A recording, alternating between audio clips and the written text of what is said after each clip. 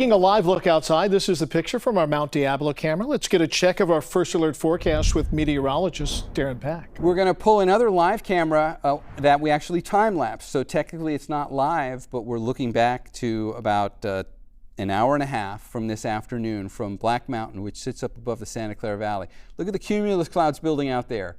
That was actually thunderstorms over the Sierra, way out there off in the distance. It's an interesting perspective because we're looking at it from Black Mountain, and if we come back to our virtual map, it's the same perspective. We're looking at the south end of the bay there. Here's the south end of the bay here on our virtual map, and we're going to bring in the numbers to show us where the currents are right now. We looked at the daytime highs in our last visit, and we saw temperatures that were well into the mid-80s for most of the South Bay. You've already come down into the upper 60s today. We're going to talk about how that billowing complex of thunderstorms in the Sierra plays into our forecast in 1 second when we get over to the traditional maps. But take a look at the number for Livermore at 65. It's the current number.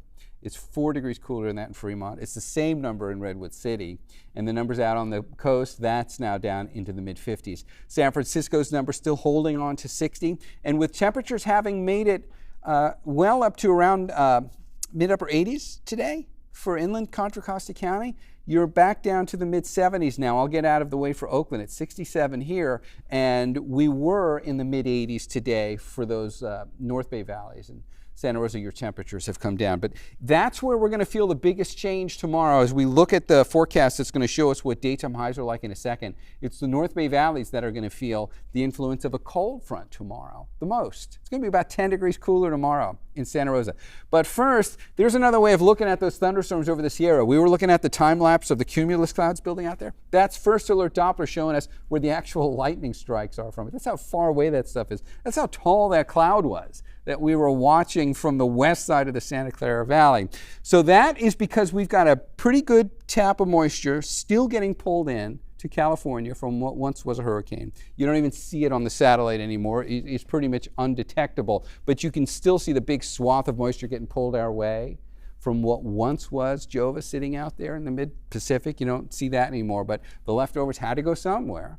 They're getting pulled our way, and that's why we've been watching the afternoon thunderstorms over the Sierra. That's what it looks like over the next 2 days. We don't really see much of an influence here at home. So let's talk about what does matter for us, even if we do get another pretty cloud show way off in the distance. The more important clouds are these, the marine layer tomorrow morning, and that's as widespread as it's going to get. When we start out, that gets us ahead into the 7 o'clock hour tomorrow. So Santa Clara Valley is waking up with some patchy gray. We're not looking at terribly widespread gray conditions for much of the city or the peninsula. I think you will have some low clouds to start the day tomorrow. But when you look at it on the high resolution depiction like this, and there's not a lot to it, it won't be sticking around long. So whatever we do have, by late morning tomorrow, most of it's gone. It's another day where we're looking at more sunshine than anything else.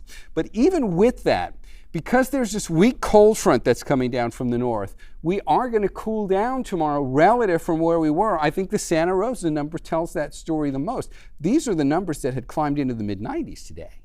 And you're in the mid-80s tomorrow. That's where we're going to feel the biggest difference tomorrow. Everybody might cool down about a degree or two tomorrow, but it's not going to be as dramatic as the North Bay. So with that in mind, let's get the 7-day forecast in, and we'll start out with the inland parts of the bay where you can see the temperatures over the next couple of days don't change all that much, but there is a noticeable cool down that shows up once we start to get back towards the end of the 7-day forecast. And just to clarify what we're looking at here, let's clear this one out, and I want to bring back in the information specific for the inland East Bay to make sure we get those numbers lined up correctly so you can plan out the next 7 days. Look at the drop that shows up back here.